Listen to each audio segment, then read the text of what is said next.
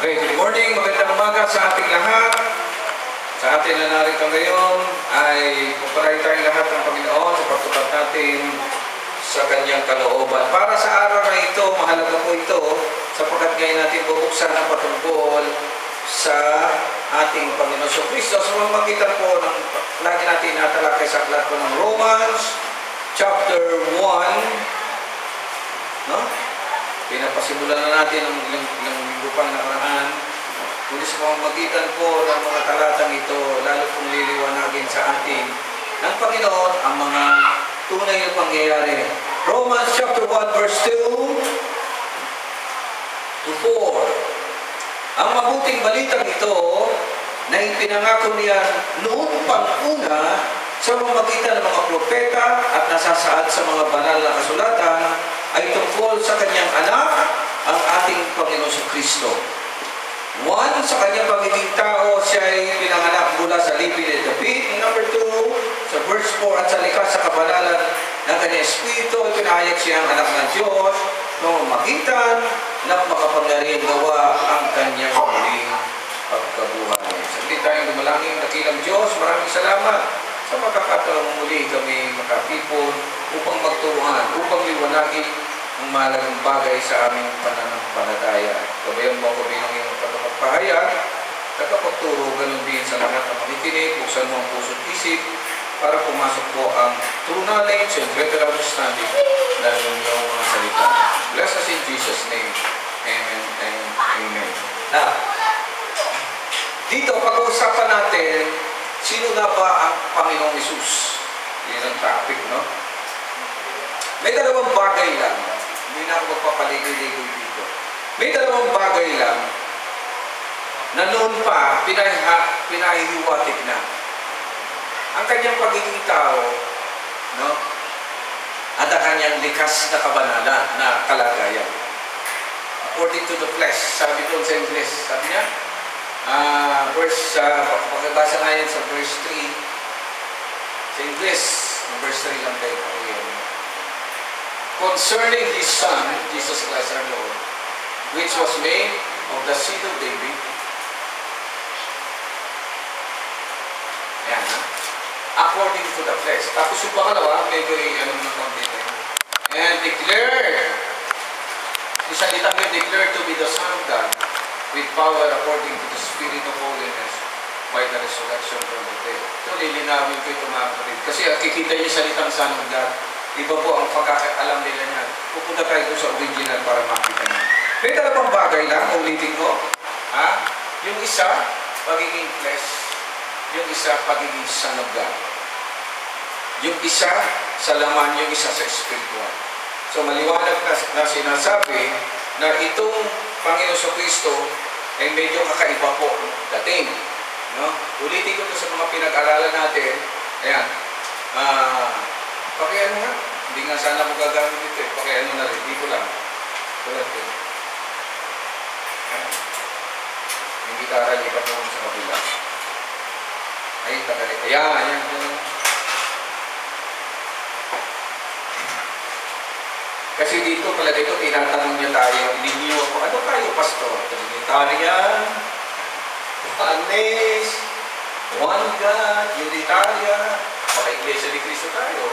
Marami, meron tayo ni Kibulo eh. Sana mayaman na tayo. Maraming bagay yan mga kapatid. At dito mga kapatid, sa loob ng ilang taon, for the past 35 years, ang ating paglilingkod, talagang wala kayong marinig sa akin. Kahit nung tayo nandun pa sa Baras, kasi oneness yung tinagis na natin doon eh. Pero noon, nag-uusap-usap kami, mali din eh. So, tinanggal namin yun. So, hanggang ngayon, wala pa rin malinaw. Pero titiyakin ko sa inyo mga kapatid na pagkatapos nating talakayin lang natin ito, malalaman ninyo kung totoo nga ba yung Trinity, totoo nga ba yung oneness, totoo pa yung mga yaman. O yan ay pampagulo lang sa buhay ng buhay Kristiyano. Ang pinag-uusapan natin ay ang tinatawag natin Mesiyas. No? I-Grego ko na nga, Kristo.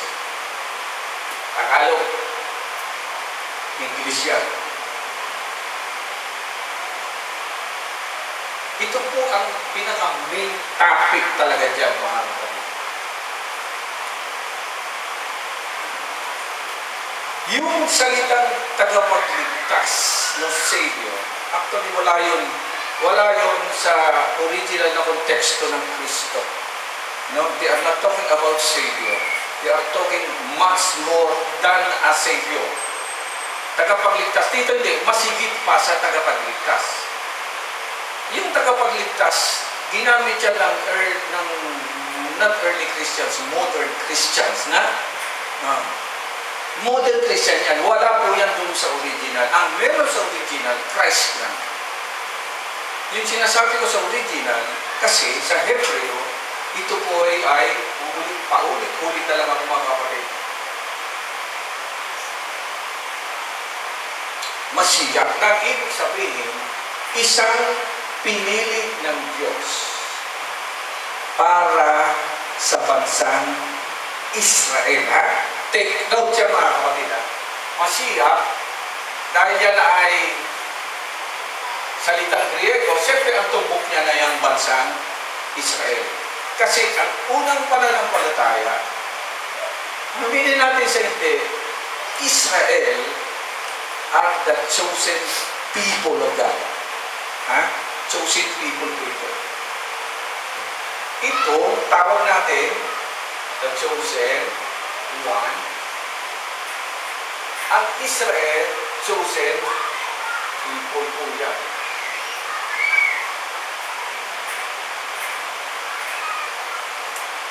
Maliwanag na ang sinasabi dito, God is not talking individuals. Hindi po para sa isang tao lang. Ha? Ang pagliligtas ay para sa bayang pinili ng Diyos. Maliwanag po yan. At hindi tayo yun. Ang bayang pinili, pinaliwanag ko na yan, siguro 10 na, walang iba kundi ang bayang Israel. At nakita natin ito sa istorya, nagsimula yan doon kay Abraham. Pinili na. Amen. Ang pagkatao nagsimula kay Adan. Amen? Si Adan. May pipiliin ba nun? Wala eh, nag-iisa nga eh. Amen ba mga kapatid? At katulad nga nung palagi natin nakita, ayaw ng Diyos yung pinagpipilian talaga. No? Ayaw ng Diyos yung pinagpipilian. Uulitin ko ha. Ayaw ng Diyos na namimili tayo. Like, sa hindi natin pwedeng pagpilian kung gusto mong may Diyos o wala. Bawal po yun. Wala pong salitang choice yung time na yun. Alam niyo yung salitang choice, yun yung nagpapaliwanag kung bakit meron tayong second thoughts. No? Yung double-minded. Yan ang masamang epekto niyan. May naisip ka na, may papasok na naman. Second thought o double-minded person ang sabi na, wala yang mapapala sa Panginoong Diyos. Dahil sa original lang, mga kapatid, there is only, alam niyo, one mind. Nabasa niyo? One soul, di ba? One spirit. Puro one yan. When we talk about God, ito lang natutunan ka dyan, it always refers to the number 1. Na yung salitang number 1 does not mean single. No? Hindi lang yan nagsasabi ng single, but usually, when we talk about God, 1 literally means unity. Unity. Bibigyan ko sa inyo halimbawa. Si Adam, 1 siya. Si Adam ba? Tayo ba? 1? In sense number 1. Pero pagmasdan mo sarili mo, ano meron sa atin? Ikaw, Sister Mystic, kung talagang 1, ano meron sa atin? 3. Ano yun? The 1? Ilan yun? Bakit 1? Because that 1 means the unity of the mind, the body, and the soul. Diba? Ganun ang isip ng original na mga lingkod ng Panginoong Diyos. Kaya ginamit sa Trinity. May Ama, may anak, Espiritu. Pero silang tatlo ay iisa. So, at least nakakaroon tayo ng, pero hindi yung Trinity ngayon, iba naman yun. Pero dapat gano'n ang takbo ng utak. Kaya nag-iba binukod-bukod talaga mga kapatid. Actually, no. Kaya nga yan, the greatest commandment ay na naman. The Lord our God, the Lord is one. Pag tingin niyo sa original meaning niya, the Lord our God, the Lord is in unity. Ibig sabihin, lahat ng bagay, hindi lang 1, 2, 3, 4, 5, 6, 7, 8, 9, hanggang 9 lang. Lahat ng number na yan, lahat ng bagay na yan, nauwi lamang sa Panginoong Diyos. That's the deepest meaning niya, mga kapatid.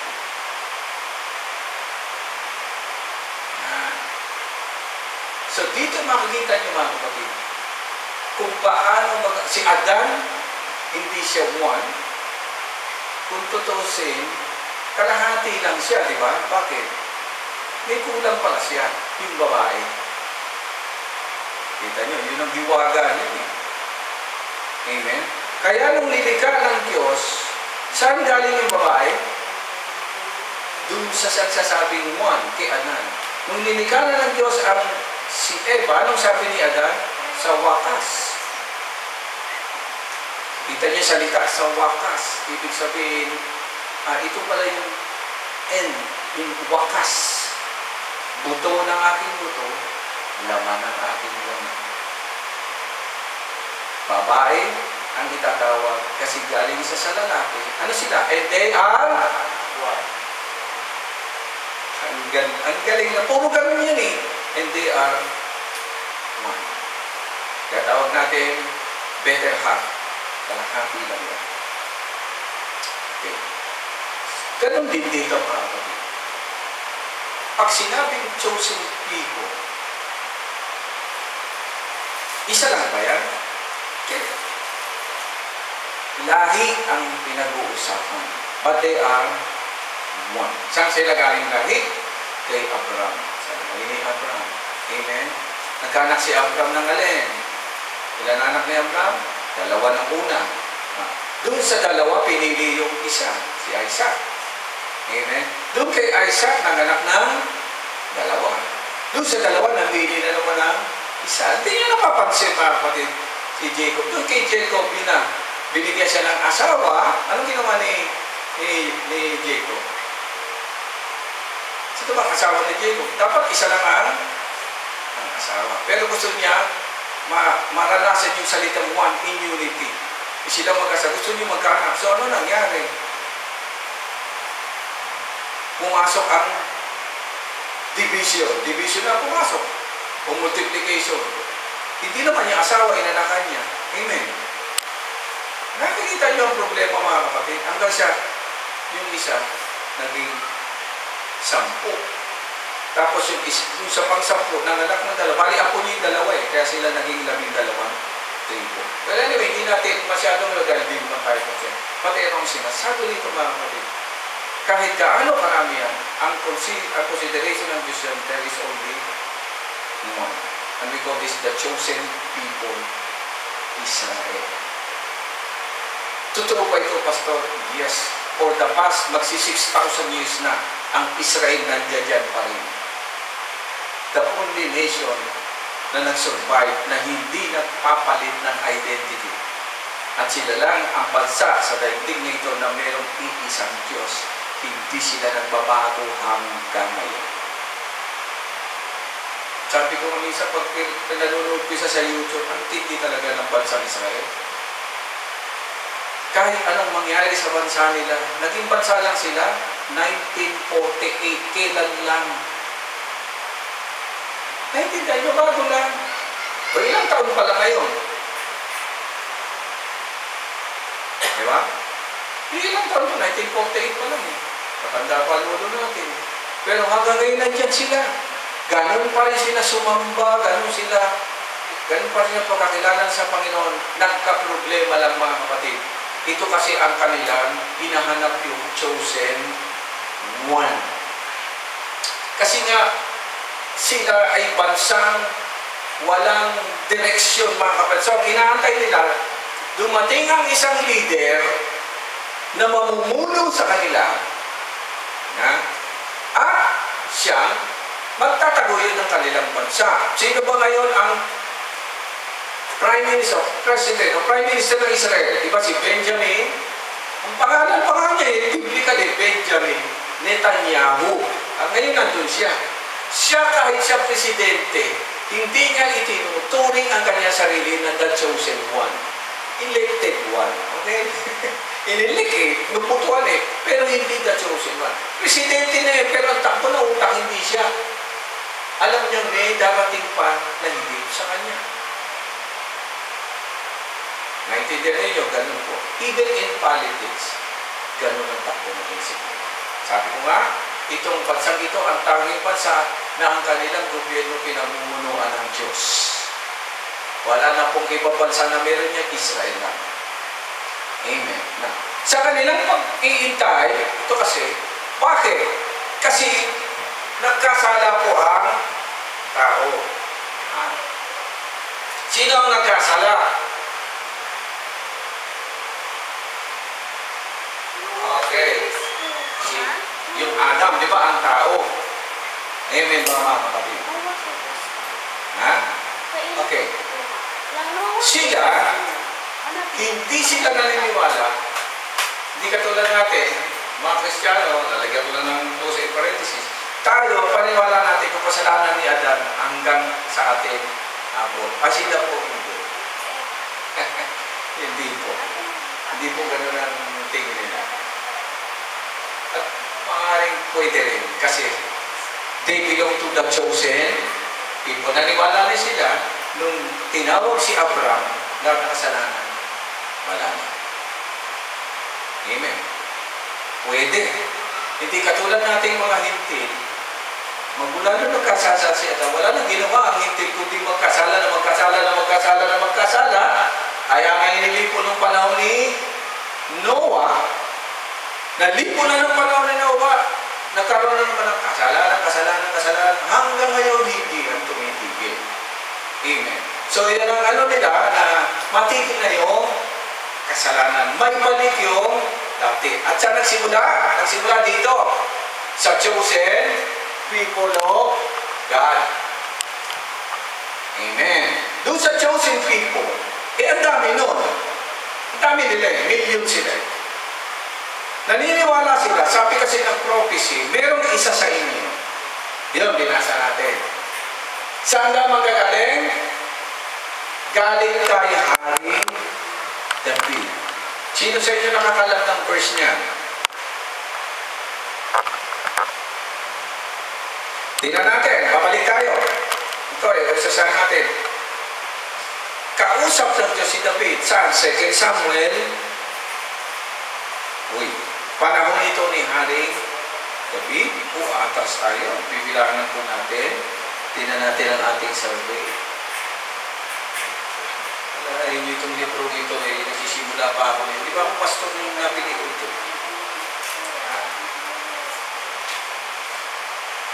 Patriarchs. Pinanganak pala si Abraham the year 2135. Maganda pala. Ngayon lang na yun. Before Christ po yun. Ayan. Blood, judgment of sin. Okay. Saan na tayo? Okay. Nakita na ninyo? 2 Samuel 7 verse manalo ng asawa ko. Okay. Makikita nyo dyan. Diba? Okay.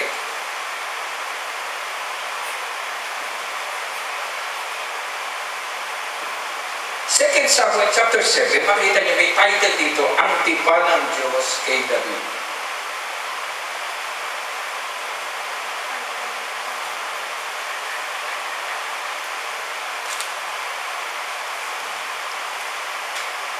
So nagsimula yung paghahanap ng chosen one sa panahon ni David. Tingin kayo sa akin mga kapatid. Kasalanan po ang problema. Amen? Noong panahon ni Noah, Ang pangalan Noah, ang ibig sabihin, rest. Magpapahinga. Ang problema kasi nung, the Bible says, noong panahon ni Noah, wala nang matinong tao. Maliban kay Noah. Now, yung salitang maliban kay Noah, sino lang ba matino? Si Noah ba? Hindi. Alin na matino? Kung matino yung tatay, Pamilya. yan.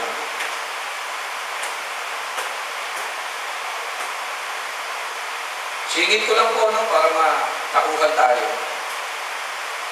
Mali ang pagkaintindi sa church. Ang church, ang trabaho namin to teach. Sino tinuturo namin? Head of the families. Hindi namin pwedeng turuan yung mga anak nyo. Una-una yan, mga bata pa, parang mamaintindihan naman yun. So, sino magtuturo? Sino magtuturo? Pamilya. Kaya niya magturuan yan? Hindi. Trabaho yan na mga lingkod Diyos. So, hindi ka po kami makapagturo. Kasi po, tinuturuan din kami. Tama. O anong trabaho ng pamilya? Training. Kaya yung mga batang yan maliliit, tinitrain lang yan. Sanayin silang dumalo. Wala naman naiintindihan. Pagmalait. Alam ba niyo mga verses? Hindi naman eh. Training. What is training? Paulit-ulit. Paulit-ulit. Paulit-ulit. Train up a child in a way he should grow. And when he is old, hindi niya na yun. Kasi nakatrain na siya. Para pagdating ng time na iti-teach na siya, ready na ang kanyang isip. Kaya kung di mo pinakikilaman yung mga anak niyo, pakialaman niyo yung mga anak niyo, trabaho niyo. Kung may mangyari dyan, di ko po sagot dyan. Sagot ko kayo. Kayo ang mananagot sa inyong pamilya. Yung pamilya mo. Pamilya mo. Sino ba ba? Pamilya natin. Kaya ko po yun nasasabi, ganyan po ginawa namin Tita Ba kay Angeline. Makikita niyo ang paglaki niya. Train lang po na sinasanay lang yan na sinasanay. Ano mga naiintindihan niyo? Nung na-train na siya, habang siya'y lumalaki, nakita namin, nagkaroon na siya ng wisdom sa kanya. Kaya kahit kung siya'y namatay na, nagulat kami, bakit sobra naman yan? Sabi namin. Kaya yung pinag-salamat sa Panginoon. Amen? Niliwanag ko. Okay.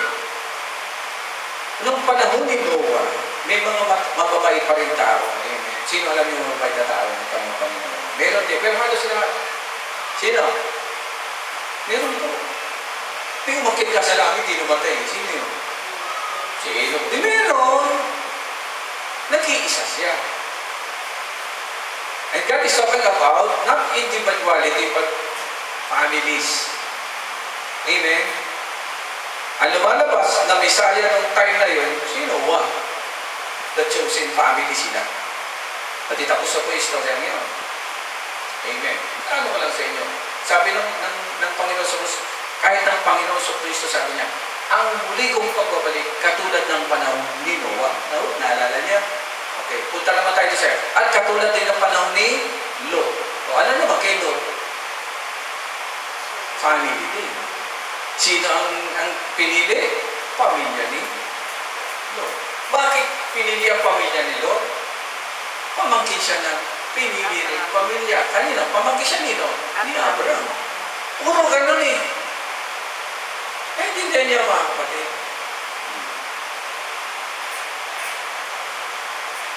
Kaya sanay sila na meron gagamitin na chosen one ang kanilang lahi ng kanilang pamilya. Wala silang ginawa kundi makantay naman. Nainip.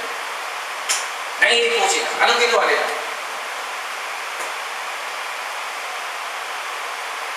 Pag nainip ang isang tao ng ginagawa,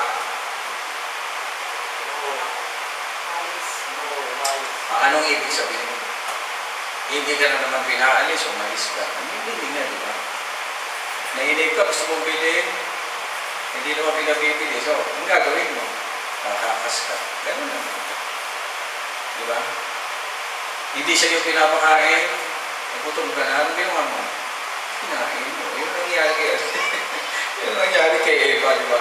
So, marami tayong ano na gina. Anong ibig sabihin mo?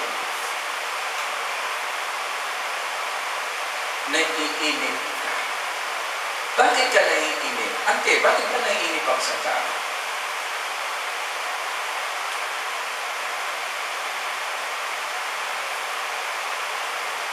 Kapag ikaw ay sa Diyos, dapat wala na yung salitang inip. Ang sanlibutan lang ang inip na inip. Ha? Wala siyang magawa, kawawa naman. Ha? Hindi busy. Teka ikaw, ka na inip. May inaantay ka. Okay, ganda mong sagot. So, ha? Ibig sabihin, may sarili ka time. Ang Diyos po ba may time? Eternal po siya. Nainip po ba siya? So pag nainip ka, hindi sa Diyos, sa madaling salita. Amen? Ako pala, hindi sa Diyos. Wala. Excuse me po. Wala. Ganun po talaga. Kaya nga ito, nililinaw ko na sa inyo. Nainip sila, naghanap sila ng alin? Hari. Sabi niya ba, gano'n? Pupunta lang si Lord ang kasama natin. Uy! Kaya ako sabi ko, grabe ito mga, ang bansa Israel, Diyos na mismo kasama, nainip pa. Naghanap pa. Bakit? Mga inditero. Yung pinasa kanina ni Kate, yung matapos sa mangmang, basahin niyo mabuti. Wala na kong binasa ito. Pag wala umpisa ka, puro mangmang. Sabi ko, pagkira, verse ng mangmang yun. Pero makita mo, pag mangmang ang tao, kung ano-ano ginagawa, yun yung muntik na, parang ginawa ka mo rin yung sa tenga yung aso. Pag ginawa ka sa tenga yung aso, kakakating ka talaga niyan.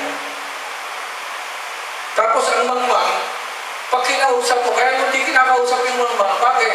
Akala kasi niya, okay siya pag kinakausap mo. Mangmang nga eh. Kaya hindi yan pinapatulan, mga kapatid. At ang isa sa pinakamalaking pagkakamali nila, kaya nga meron na sila dyan, Deuteronomy. Meron na silang Diyos. Aba, naghanap pa na, anong hinanap nila? Dalawa lang po ang klase ng nilalang sa daigdig na ito. One, yung lumalang yung Diyos. Number two, yung nilalang. Ayaw nila din sa lumalang, sa sila napunta. Sa nilalang. Naghanap sila ng hari. Yun ang malaki nilang pagkakamali. Pinamumunuan ka na.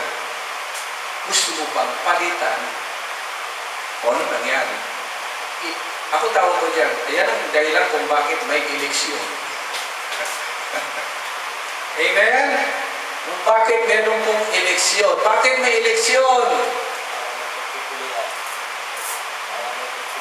Hindi, ayaw niya dun sa namumuno. Ilan taon pa ba si BBM? Naku, 6 years pa. Nakalipas sa ilang taon na nakalipas. 2, may 4 pa. Tagal naman. Bali, pag-eleksyon, mapapalitan din yan. Kita niyo yung takbo ng isip ng tao, mga kapatid. Sa Diyos kasi wala pong eleksyon eh. Magmula umpisa hanggang sa katululuhan, naging isa yan. Pag pinalitan mo ng tao, eleksyon ang pupuntahan mo. Ay tama, wala na tayo ginawa kundi eleksyon. Lahat ba pumipili doon sa taong yan? Hindi. Amen, mga kapatid. Hindi. That's the problem with democracy. Majority rules. Kung majority pumili ng palpak, wala kang magagawa. Majority daw sila. Yan ang nangyayari sa atin. Well, anyway, nabanggit ko lang yan. Pagdating sa hari kasi, walang eleksyon dyan. Kung sino yung anak ng hari, automatic yun ang papalit. Yung prinsipe yun ang magiging hari. So, mautak din, ba? Utak din, masama mag-eleksyon. So, pumili tayong hari. Sabi ng Panginoong Diyos, bakit kayo pumili ng hari? Ayaw ba ninyo ako? Katapatan nyo. Dahil ginawa nyo yan, makikita nyo ang epekto. Anong epekto? Kukunin. Ulit-ulit na lang, kukunin nila ang inyong mga ari-arian. Tapos, siyempre, kukunin na ang inyong mga anak para maglingkod. Kukunin nyo inyong mga asawa. Ang dami. Pero nang sabi ng mga Israelita, chosen one. Hindi okay lang sa amin. Ano nangyari? Palpak. Yung hari, anong ginawa ni Haring Saul? Ang bilin.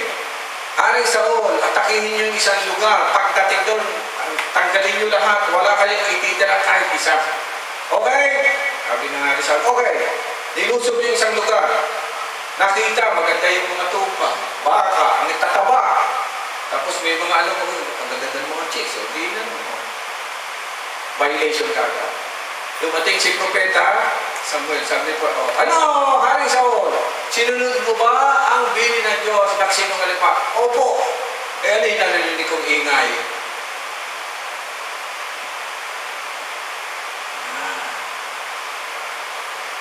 Yun ang malaking pagkakaiba that something that is godly and something that is human. Palagi na lang may problema. Hindi niya kayang sumunod. At bilang parusa sa kanya mga kapatid, pinalitan siya bilang hari. Sino pumalit na hari? Okay, yung chosen one. Okay. Sino siya?